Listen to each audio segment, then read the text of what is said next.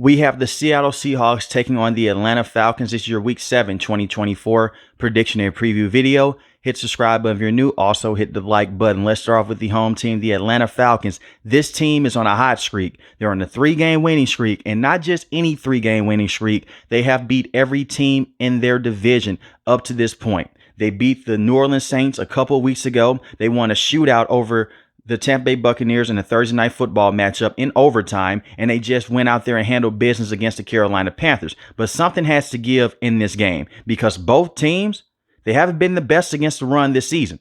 They're actually both weak against the run, but both teams are very good against the pass. And I'm talking about the Seahawks and the Falcons here. But when I look at the Atlanta Falcons in this game against the Seattle Seahawks, you have to run the football. What they did last week was an elite game plan by Coach Robinson, the offensive coordinator. He went out there and he had a purpose. Run the football as much as possible with Bijan Robinson and Tyler Allgeier. Tyler Allgeier had 105 rushing yards last week. He had 6 yards a carry, 1 rushing touchdown. Bijan Robinson also 6 yards a carry, 95 rushing yards, 2 rushing touchdowns. Now, I will say this against the Seattle Seahawks. They will have certain drives to where they look very good against the run, and the same for the Atlanta Falcons. But this is what you want to do against the Seattle Seahawks. Run the football straight down the middle of the field with Tyler Allgeier. When Bijan Robinson comes in the game, then you can do those outside zone plays. Bijan Robinson is more of an explosive runner, while Tyler Allgeier has more physicality behind him.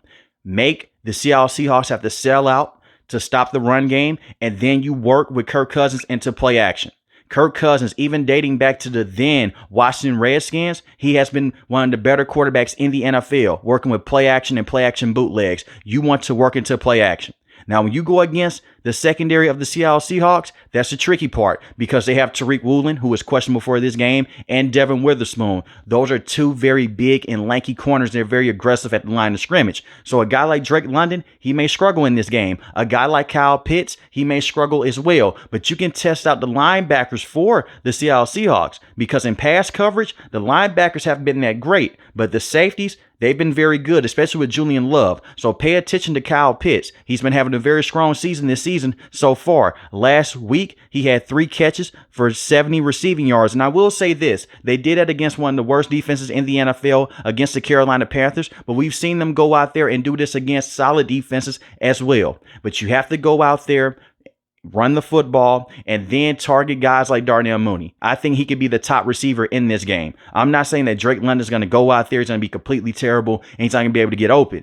But if they have Devin Witherspoon or Tariq Woolen on him, it's going to be hard for him to create that separation. He is not known for his separation on the field. He is more so known for those 50-50 balls that he can catch. But a guy like Darnell Mooney, he can separate, and he's very fast coming in and out of his break as well. And also, pay attention to a guy like Ray McCloud. He only had 3 catches for 30 yards last week, but he's one of those guys that can separate and has a lot of speed to him. I like the Atlanta Falcons in this matchup, and I think that they could put up a lot of points. Kirk Cousins last week as well was very efficient.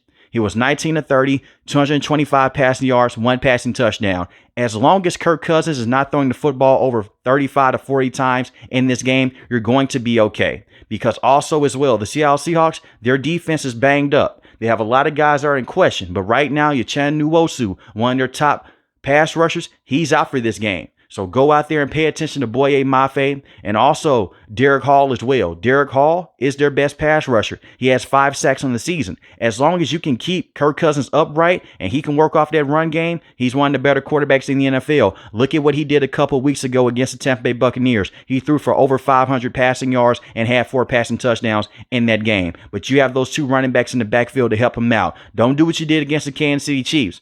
They had a guy like Bijan Robinson come in, and they rarely featured Tyler Allgeier. Feature both of these guys, and also get the football to Bijan Robinson in the pass game as well. I think that's going to help out a bunch in this game with those linebackers and use some motion in this game against the Seahawks. Try to gain some leverage like how Andy Reid does every single week with the Kansas City Chiefs. When I look at the defense for the Atlanta Falcons, you have to go out there, you got to create some pressure, and you have to contain the run. Kenneth Walker III is a very good running back. He's one of the most explosive running backs in the NFL.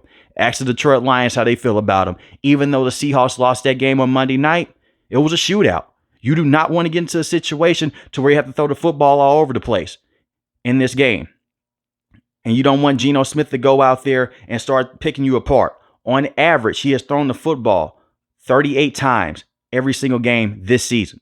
So make them continue to do that. But you have to get pressure up front and you have to contain the run. The Atlanta Falcons have been very inconsistent against the run. And you would think that's not the case because they have a lot of big bodies up front. And you would think a guy like Matthew Judon would come off the edge even more. Well, Matthew Judon is their only true pass rusher. And he only has 1.5 sacks this season.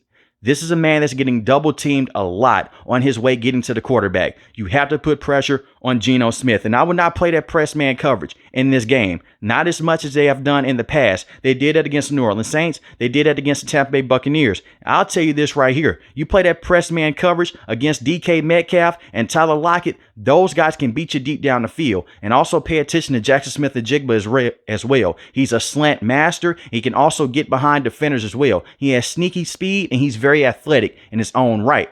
But when I look at the Atlanta Falcons, it's more than just a front seven. You have a lot of guys on the back end that can make some plays. And I'm talking about Justin Simmons and I'm talking about Jesse Bates, the best safety duo in the NFL. Justin Simmons is dealing with a hamstring injury, but he's on pace to play in this game.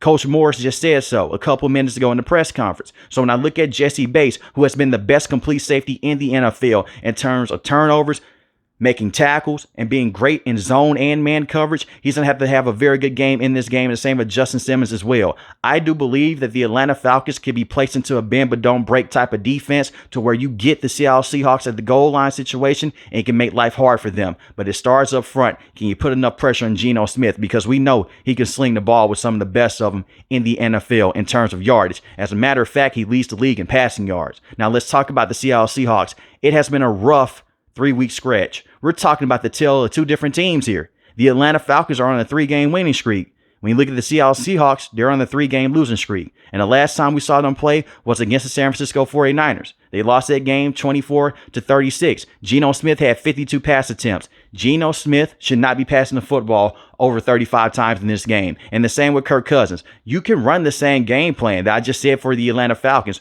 Run the football with Kenneth Walker III and Zach Charbonnet. Kenneth Walker III last week did struggle to get going. He only averaged 2 yards a carry and had 1 rushing touchdown. Part of that is because his offensive line is beat up. No Abraham Lucas. The right side of the offensive line is decimated. And when I look at the Atlanta Falcons, yes, they have the lowest pressure rate in the NFL in terms of going back there and trying to sack the quarterback. It's one of the lowest in the NFL. But at the same time, they have a veteran in Matthew Judon that can give you a lot of problems. So the offensive line has to step up. Geno Smith has also had a problem with turning the football over. For one, condense the field. Do a lot of dump off passes, get the football out quick to DK Metcalf, Tyler Lockett, and Jackson Smith-Njigba. This is a game that Jackson Smith-Njigba can go out there and eat.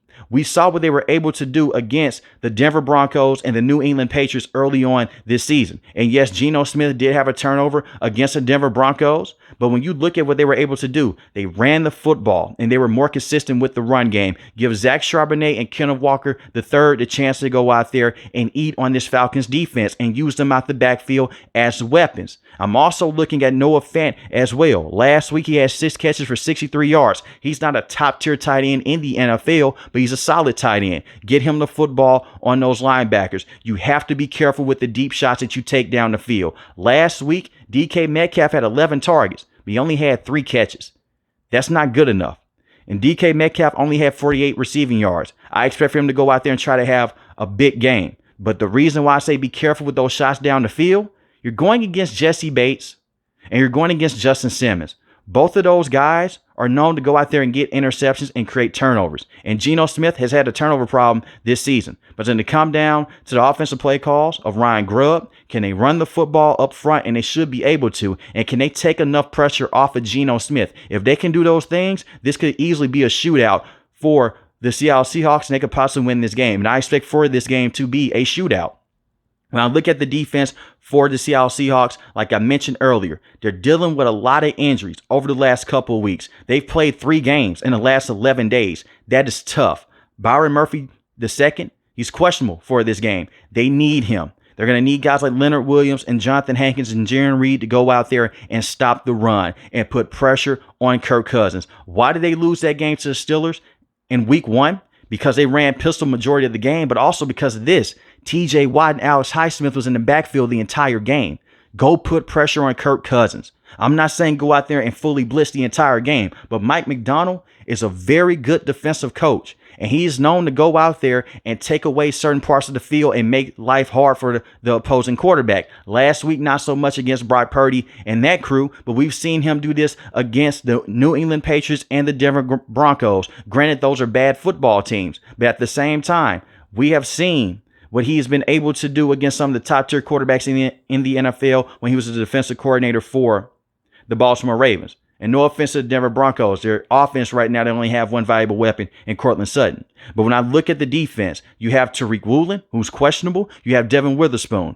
You can play the press man coverage in this game, but I would be careful doing it because Kyle Pitts can go down there and he can get behind linebackers. He can get behind safeties. But I expect for Julian Love to go out there and have a strong outing against him. But the linebackers, they have to step up. And it's not me saying that Jerome Baker is a terrible linebacker and Terrell Dotson can't go out there and do things in his own right. They can. But those guys have to be able to cover the running backs out the backfield. They have to be able to meet the running back at the point of attack. Part of the reason why they're struggling so much to stop the run is because the linebacking play is not good. And this has been a problem with the Seattle Seahawks over the last couple of years. But I expect for Mike Macdonald to go out there and make a lot of key adjustments, especially if he can get some of his key guys back in this matchup. This is going to be a very fun football game. But with that being said, I do have the Atlanta Falcons continuing their winning streak. I have the Atlanta Falcons winning this game, and I have them winning this game 35-28. But let me know in the comment section below, who do you have winning this game? The Seattle Seahawks or the Atlanta Falcons? If you're new to the channel, hit the subscribe button. If you like the video, hit the like button. Most importantly, want each and every last one of you guys stay safe, stay positive. Thanks for watching the video, guys. God bless. Peace.